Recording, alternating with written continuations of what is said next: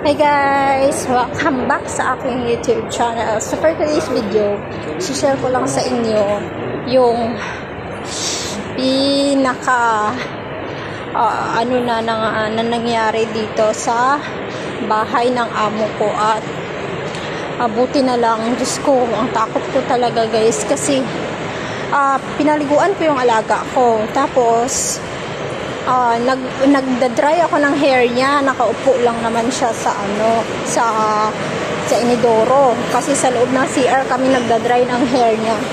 Tapos may kinuha siya sa drawer na bagong suklay, naka-plastic pa yung suklay.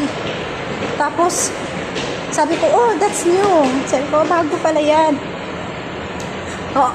Inopen niya yung suklay. Yung itsura yung parang maliit na merong suklay merong brush sa kabila, meron din sa kabila, magkabilaan. Tapos ayun, hindi ko alam na yung sa kabila pala nun, kasi nakatakip side by side, may sa kabila meron din, sa kabila meron din. Hindi ko alam yung sa kabila pala may blade pala siya guys. My God. Tapos ang ginawa ng alaga ko, siguro yun, para yun sa pang shave or pang hindi ko alam bakit may blade. Tapos sinuklay niya sa ulo niya. Oh my God, grabe talaga ang kaba ko. Nagulat ako pagtingin ko. Sabi ko, bakit ang daming buhok? Sabi ko, ang daming buhok naman. Pagtingin ko sa suklay, nakita ko yung suklay kasi tinapon niya sa baba yung suklay. Pagtingin ko, may may blade pala, tumalsik yung blade. Oh Diyos ko, grabe talaga yung kaba ko. Inisip ko talaga, sabi ko, baka nasugat yung ulo niya. Sabi ko, ganun, baka naman mamaya nagkasugat yung ulo. Diyos ko, chinek ko. Buti na lang, hindi halata yung buhok na nagupit ng blade. Buti na lang hindi nagupit ng madami.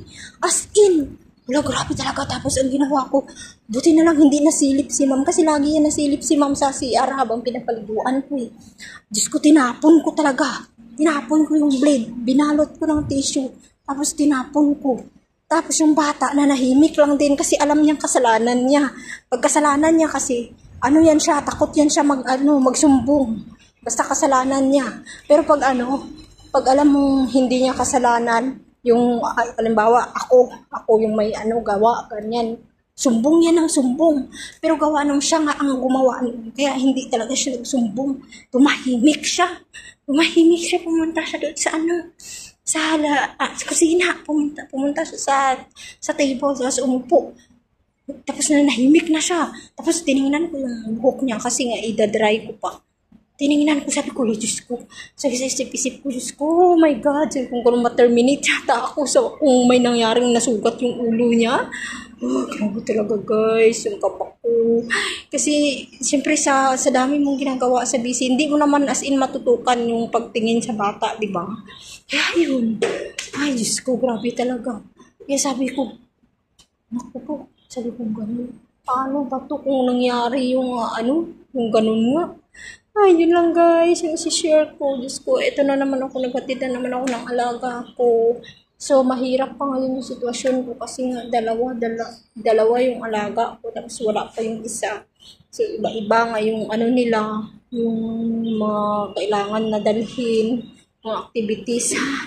Pagpapunta sa school, dami kong bit-bit, ganyan. Nangalay, nga dito yung balikat ko, nagkaroon ng pasa-pasa, kasi nung namalingki ako kahapon, mabigat yung dala ko, hindi ako nakadala ng trolley. Kaya yun. Yun lang guys, yung isi-share ko sa inyo ngayon, kasi uuwi na ako.